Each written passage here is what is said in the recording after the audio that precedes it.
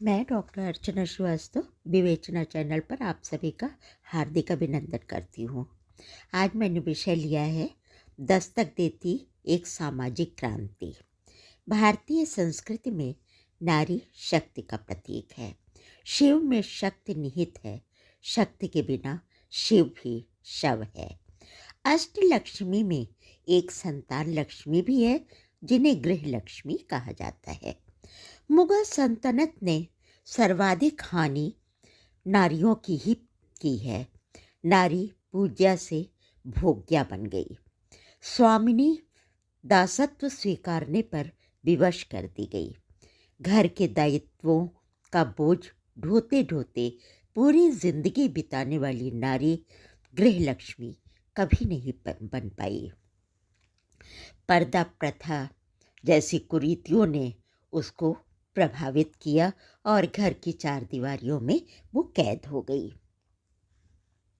तमाम कहानियाँ और उपन्यास हैं जो नारी मन की इस अंतर व्यथा को बहुत ही बेबाकी के साथ प्रस्तुत करते हैं। कहीं शारीरिक प्रताड़ना है तो कहीं मानसिक प्रताड़ना, और नारी के हिस्से आया ही क्या है।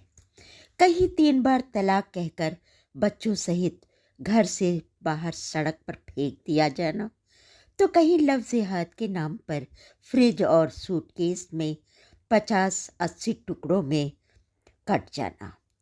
यही है शक्ति? क्या यही है गृह लक्ष्मी का रूप? कहा गया कि नारी आर्थिक रूप से आत्मनिर्भर हो जाएगी तो बहुत सारी समस्याएं दूर हो जाएंगी, पर कहाँ? नारी बाहर और भीतर दोनों तरफ ही शोषण का शिकार बनती गई। इधर 2-4 घटनाएं जो घटित हुई हैं वो एडवर्स रिएक्शन के रूप में भी कही जा रही हैं, लेकिन ये शक्ति का जागृत होना नहीं है। ये वर्षों की वो हीनता ग्रंथि है जो आपराधिक रूप से विस्फोटक बन पड़ी है। समाज के लिए ये भी गलत है। कोई भी अपराध क्षम्य नहीं होता, वो चाहे पुरुष द्वारा हो चाहे महिला के द्वारा। सामाजिक सुधार के अनेक प्रयत्न सरकार द्वारा किए गए हैं जो आशान्वित करते हैं, जैसे उज्ज्वल गैस योजना, हर घर जल की व्यवस्था, घर घर शौचालय की व्यवस्था।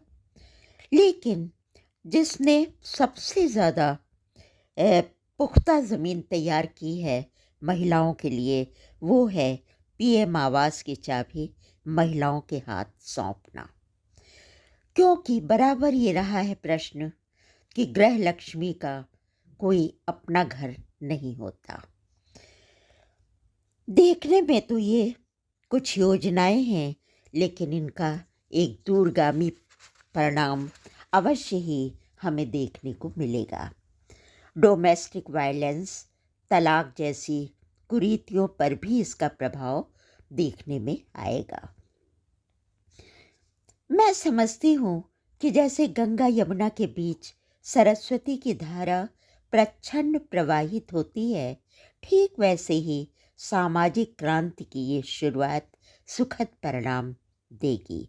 नारी शक्ति मिशन, नारी शक्ति वंदन के अतिरिक्त 33% का आरक्षण जैसी योजनाएं भविष्य में परिणाम देंगी जो नारी को सम्मान देने और उनको गरिमामयी पहचान देने में सहायक सिद्ध होंगी।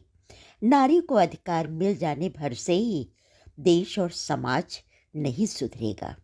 उसे अधिकार के साथ अपने कर्तव्य को भी समझना होगा। डॉक्टर की डिग्री मिली है तो जिहाद की सामग्री बनाने के लिए नहीं, बल्कि मानवता की सेवा करने के लिए। अध्यापन कार्य मिला है तो छात्रों का एक अच्छा भविष्य बनाने, उनको एक बेहतर नागरिक और देश की सीमाओं की रक्षा करने वाला, देश की सेवा करने वाला बनाने के लिए मिला है, ना कि उनके अधकचरे मन को कुत्सित भावनाओं से भरने के लिए। मातृत्व मिला है तो शिवाजी विवेकानंद, भगत सिंह, राजगुरु, अशफाकुल्ला खान जैसे लोगों को पुत्र के रूप में प्राप्त करने के लिए। नारी कहीं भी हो, उसे अपने अधिकार और अपने कर्तव्य दोनों के निर्वाह करना चाहिए। और ये कहा जाता है कि नारी शिक्षित होती है तो कई पीढ़ियां शिक्षित हो जाती हैं।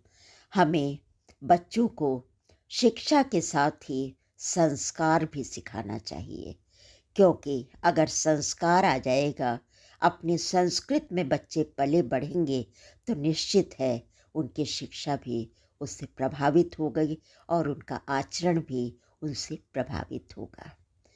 धन्यवाद। फिर मिलूंगी किसी अन्य विमर्श के साथ। आपको ये वीडियो कैसा लगा, कमेंट बॉक्स में अवश्य अपनी प्रतिक्रिया दें। धन्यवाद।